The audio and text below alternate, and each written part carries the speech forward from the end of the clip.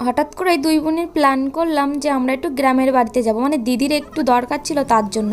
আর আমি ভাবলাম দিদি যেহেতু যাচ্ছে তো তার জন্য আমি একটু গ্রামের বাড়ি থেকে ঘুরে আসি। আমি মামাম সোনা বেরিয়ে পড়েছি, বেরিয়ে আগে স্টেশন এসে টিকিট কেটে দিদির জন্য বসেছিলাম। আর এদিকে দেখো তারপর দিদির মেয়ে চলে এসেছিলো।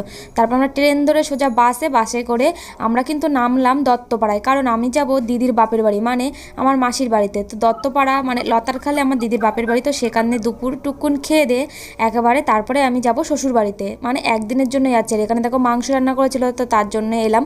আর মাম্মাম সোনা দেখো, মাম্মাম সোনাকে খাওয়াচ্ছিলাম, আর মাম্মাম সোনা না কিছুতেই খেতে চায় না মাংসটা, তো ওকে একটু আলু ভাজা দিয়েই ভাত খাওয়াচ্ছিলাম। তারপরে খাওয়া দাওয়ার পরে সবাই বৌদি দিদি, মানে বৌদি বলতে আমার মাসির ছেলের বউ, তো সেখানে সবাই মিলে একসাথে একটু গল্প টল্প করছিলাম। তারপরে ভাই আসবে, ভাইয়ের সাথে সোজা চলে যাব আমরা গোয়ালবাথানে। তারপরে দেখো আমার ভাইয়ের সাথে চলে এসেছিলাম রাতে, আর এদিকে রাতে আমার ননদ পিঠে তৈরি করছিল। তো যাই হোক বন্ধুরা, ভিডিওটা ভালো লাগলে একটা লাইক কমেন্ট শেয়ার করে